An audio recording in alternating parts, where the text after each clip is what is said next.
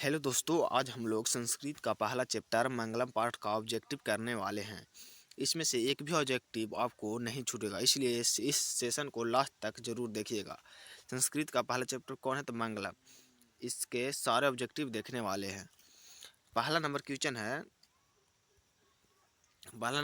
मंगलम पाठ कहाँ से संकलित है? यह जो है वो उपनिषद से लिया गया। ऑप्शन नंबर सी होगा। कहाँ से लिया गया है? तो उपनिषद से। क्वेश्चन नंबर 2 है, मंगलम पाठ में कितने मंत्र है? मंगलम पाठ में जो है वो 5 मंत्र है। कितने मंत्र है? तो 5 मंत्र है। क्वेश्चन नंबर 3 है, उपनिषद के रचनाकार कौन है? तो उपनिषद के रचनाकार कौन है? तो महर्षि वेदव्यास। ऑप्शन नंबर सी होगा, महर्षि वेदव्यास। और मंगलम पाठ का भी रचनाकार महर्षि वेदव्यास है। मंगलम पाठ के रचनाकार कौन है? तो मंगलम पाठ के रचनाकार महर्षि वेदव्यास। ऑप्शन नंबर सी होगा, महर्षि वेदव्यास। क्वेश्चन नंबर 5 है, अनु से छोटा कौन होता है? अनु से छोटा जो है वो आत्मा होता है। ऑप्शन नंबर बी, आत्मा होता है अनु से भी छोटा। क्वेश्चन नंबर किसकी जय होती है? तो हमेशा देखिएगा तो आप सत्य का ही जय होती है, चाहे किसी प्रकार से। क्वेश्चन नंबर 7 है, बहती नदी कहाँ मिलती है? तो ये जो है वो समुद्र में मिलती है। ऑप्शन नंबर सी, समुद्र में मिलती है। जंतु की हृदय रूपी गुफा में क्या अवस्थित है? तत्व उपस्थित है। ऑप्शन नंबर ए हो, बहती नदी में कौन उपस्थित है? तो तत्व। क्वेश्चन नंबर 10 है, देवलोक का मार्ग किससे प्राप्त होता है? तो सत्य से। सत्य से ही देवलोक का जो है वो मार्ग प्राप्त होता है। ऑप्शन नंबर ए होगा।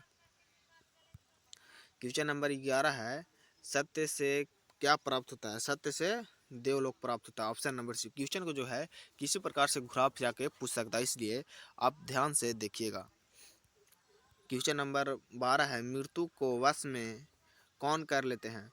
तो ज्ञानी लोग जो है, विद्वान लोग, ज्ञानी या विद्वान लोग अपने मृत्यु को अपने वश में कर लेते हैं। क्वेश्चन नंबर 13 है, उपनिषद एक कैसा ग्रंथ है? उपनिषद जो है वो आध्यात्मिक ग्रंथ है। ऑप्शन नंबर ए होगा, आध्यात्मिक ग्रंथ है। उपनिषद कैसा ग्रंथ है? तो आध्यात्मिक ग्रंथ है। क्वेश्चन नंबर 14 है, उपनिषद में किस की महिमा का वर्णन किया गया है? तो परम पुरुष का वर्णन किया गया। ऑप्शन नंबर डी होगा। क्वेश्चन नंबर 15 है, उपनिषद की संख्या कितनी होती है? उस उपनिषद की संख्या है वो 108 है। उपनिषद की संख्या कितनी है? तो 108। क्वेश्चन नंबर 16 है, आत्मा के गूढ़ रहस्य की किसमें व्याख्या की गई है? तो कठोपनिषद में व्याख्या की गई है आत्मा के बारे में। क्वेश्चन नंबर ए होगा, कठोपनिषद।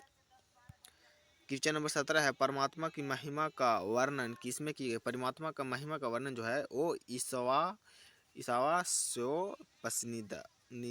ऑप्शन नंबर बी होगा। क्वेश्चन नंबर 18 है, ज्ञानी लोग और अज्ञानी लोग में अंतर किसमें बताया गया है? तो जो श्वेताक्षर है इसमें जो है ज्ञानी और अज्ञानी लोगों के बीच में अंतर बताया गया है। ऑप्शन नंबर सी होगा।